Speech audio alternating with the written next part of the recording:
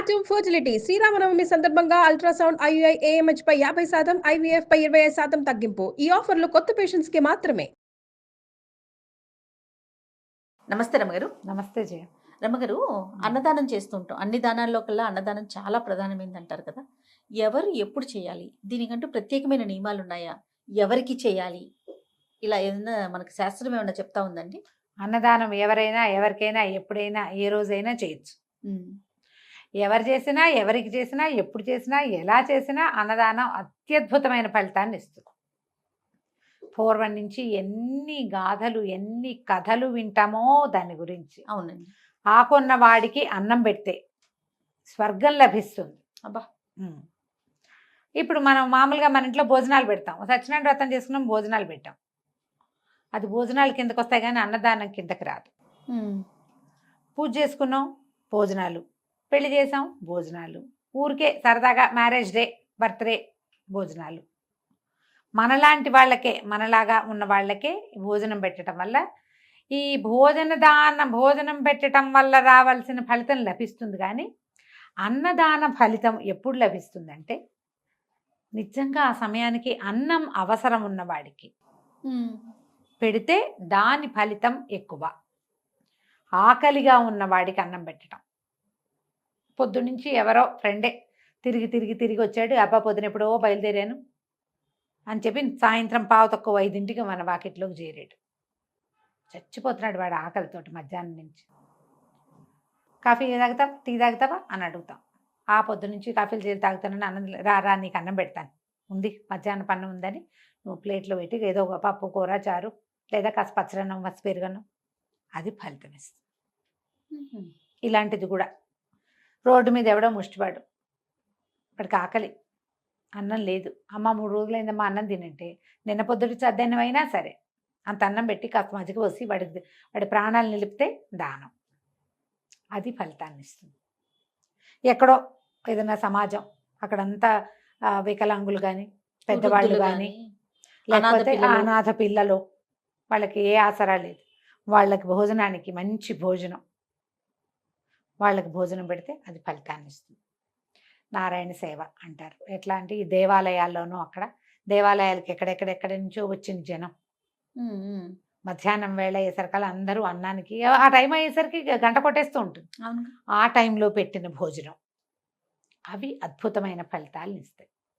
చాలామంది గురువుగారులు ఏం చెప్తారంటే జయ, కొన్ని గ్రహాలకి అన్నదానమే మంచి ఫలితాన్ని ఇస్తుంది. రోజు ఎవరో ఒకళ్ళకి అన్నం పెట్టు, మన గ్రహదోషాలు పోవటానికి. ఇక కాస్త సాంబార్ అన్నము, కొంచెం పులుసు అన్నము, అదే మన ఏమంటారు పులిహోరో, కాస్త దద్దోజనమో చేసి ఓ 4 పొట్లాలు కట్టి ఎవరికైనా దారిపోయే వాళ్ళకి ఇచ్చిన ఫలితమే. ముష్టి వాళ్ళకి, అడుక్కునే వాళ్ళకి, దేవాలయం వాకిట్లో కూర్చునే వాళ్ళకి చాలా. ఇప్పుడైతే మనకి ఇప్పుడు కొత్తగా వచ్చిన ఇదేంటంటే హాస్పిటల్స్ బయట అటెండెంట్స్, ఆహారం లభించదు పాపం, పేదవాళ్ళు ఉంటారు అందులో. ఒక్కోసారి అన్నీ ఉన్నవాళ్ళు కూడా హాస్పిటల్ బయట పడిగాపులు పడాల్సిన పరిస్థితి వస్తుంది. అట్లా వాళ్ళకైనా సరే వాళ్ళు చిన్నతనం పడకపోతే మనకి ఏ ప్రాబ్లము లేదు. నెలకి కట్టేస్తూ ఉంటాం కొన్ని సందర్భాల్లో. ఇప్పుడు అనాథాశ్రమం ఉంది, ఈ నెలకి ఇంత ఉంచుకోండి, పిల్లలకి తెప్పించే వాటిలో మా వంతుగా అని ఇస్తారు కదా. అది కూడా మంచి ఫలితాన్ని, అది కూడా మంచి ఫలితాన్ని ఇస్తుంది. బ్రాహ్మణులకి అన్నదానం, అది కూడా మనకి మన కార్తీక పురాణాల్లో వాటిలలో చెప్తారు. ఆ సమయానికి, ఎందుకంటే వాళ్ళు వేదం చదువుకున్న వాళ్ళు, జ్ఞాన పరులు, వీళ్ళకి భోజనం ఇచ్చినా కూడా ఆ వేళకి, ఆకలి వేళకి అన్నం పెడితే అది కూడా మనకి ఫలితాన్ని ఇస్తుంది. ఎక్కువగా గ్రహదోషాలు ఉన్నా, మనకి ఏదైనా ప్రాబ్లమ్స్లో ఉన్నా, పిల్లలు ఎక్కడైనా చిక్కుకుపోయారు, మనమే ఏవో విపత్కర పరిస్థితుల్లో ఉన్నాము, ఏదో ఉంది తినడానికి మన దగ్గర, మనం తినే దాంట్లో ఒక ముద్ద దానం చేయటం, ఎంతో కొంత.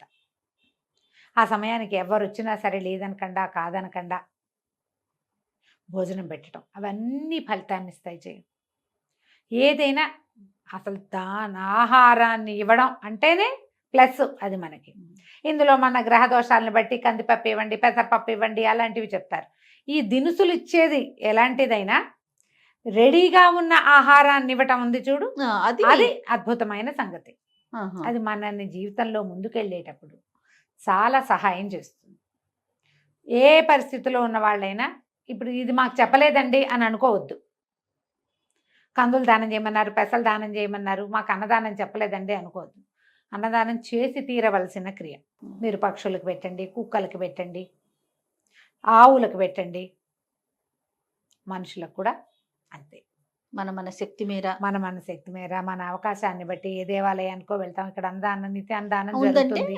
ఒక 100, 200, 150 మీకు శక్తిని అనుసరించి 1000, 10,000 ఇవ్వగలిగిన మహత్తరమైన శక్తి భగవంతుడు ఇచ్చాడా, కృతజ్ఞతలు చెప్తూ డబ్బులు ఎక్కువ కట్టండి.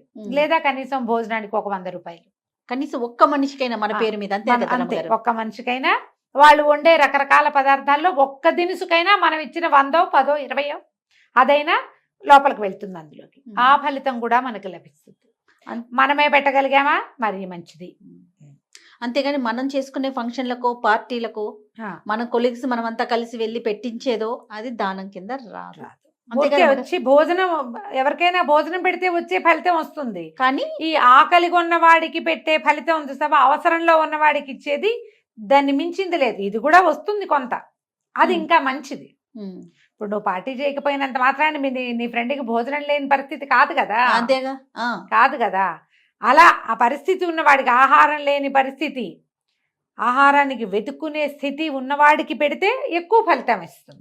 తర్వాత ఇది కూడా అంటారు, కొన్ని ఫంక్షన్లకి, కొన్ని కార్యక్రమాలకి కనీసం 10 మందితో అయినా చేయగడిగించాలి అని అంటారు కదా రమ్మగారు. అంతే. అందుకే ఇప్పుడు ఆ టైంకి, ఇప్పుడు మధ్యాహ్నం అయింది, పొద్దు నుంచి ఫంక్షన్లో ఉన్న మధ్యాహ్నం అందరూ ఆకలిస్తుంది, ఎప్పుడు పెడతారా అని అడుగుతారు.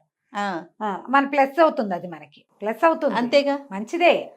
మనం పిల్లల్ని కూడా ఏమంటాం, ఇది ఓకే మంచిదే, పప్పన్నం ఎప్పుడు పెడుతున్నావు అని అడుగుతాం. అవును.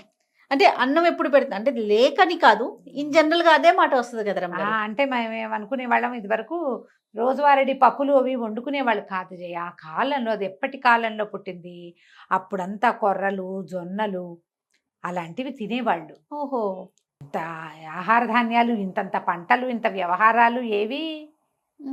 పైగా ఈ రోజువారీ వంట, పొద్దున్నే చద్దన్నాలు తింటాలు, ఇన్ని వెరైటీలు లేవు, ఇన్ని స్వీట్ల, పులిహోర రేర్ గా చేసుకునే వాళ్ళం. ఇప్పుడు రోజువారీ పులిహోర, ఎంతసేపు బొబ్బట్లు, ఎంతసేపు బూర్లు, గార్లు, బూర్లు, స్వీట్లు, నిరంతరం ఫుడ్డే కదా జయ. అందుకని మనకి పండగలు పర్వదినాలు వచ్చి ఏం ప్రత్యేకంగా తెలియటలా, ఎందుకంటే మనం ఏడాదంతా తింటూనే ఉంటాం. ఎంతసేపు స్వీట్ షాపులు, సగృహ హోమ్స్కి వెళ్ళిపోయి హోమ్ ఫుడ్స్ అంటుంటాం, తినేస్తూ ఉంటాం. ఎవరింటికి వెళ్ళినా వాళ్ళు ఏవో పట్టుకొచ్చేస్తారు తిండికి. ఇదివరకు అట్లాగా నేటివ్ ఫుడ్స్ ఇప్పుడు ఎక్కడ తింటున్నాను జయ? అవునవును, అవి లేవు, ఇవే. అందుకని అప్పట్లో ఆ పప్పన్నం అనేది ఒక ప్రత్యేకం. ఇప్పుడు పప్పన్నం హడావిడ ఏం లేదు. పప్పన్నం ఎప్పుడు పెడతా ఉంటే ఎప్పుడు కావాలంటే అప్పుడు పెడతాం. కందిపప్పు ఇలా అందరి ఇళ్లలో పెసరపప్పులు డబ్బాలు నిండా ఉంటున్నాయి. అప్పుడు తక్కువ ఉండేది. వివాహానికే ప్రత్యేకంగా ఈ పప్పులతో చేసిన పదార్థాలు అవి పెట్టుకునేవాళ్ళు. రోజువారీ పప్పే వండుకొని తింటాము, బూరెలు వండుకుంటూ ఉంటాం వారం వారం, అందం ఉండేవే లేక ఆ మాట వచ్చేది. మీరు దాన ప్రక్రియ అంటే ఇప్పుడు రెడీగా తినే ఆహారాన్ని పంచండి.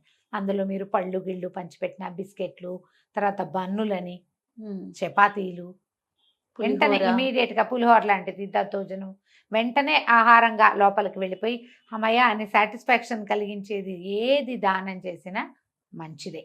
మనకెందుకు పులిహోర మీద వెళ్తుంది కదా ఎంతసేపు. అన్నం ఏదైనా పంచాలి, ఎవరికైనా ఇవ్వాలి అనగానే చక్కగా ఉంటుంది. చింతపండు పులిహోర అదే నెల ఉంటుంది కదా. ఈ పొద్దున చేసామనుకో, రేపు పొద్దుటి దాకా అది బాగానే ఉంటుంది, నూనె పసుపు పడతాయి కాబట్టి. రెండోది ఏంటంటే ఒక సాటిస్ఫాక్షన్ ఇస్తుంది, సటైటీ వస్తుంది దానివల్ల. పులుపు, ఉప్పు, కారం అన్నీ ఉంటాయి కదా, అందుకని మనం దాని మీదకి వెళ్తాం. నిల ఉంటుంది కూడా, పాడవదు కాబట్టి. మేము ఈ అవకాశాన్ని బట్టి చేయండి.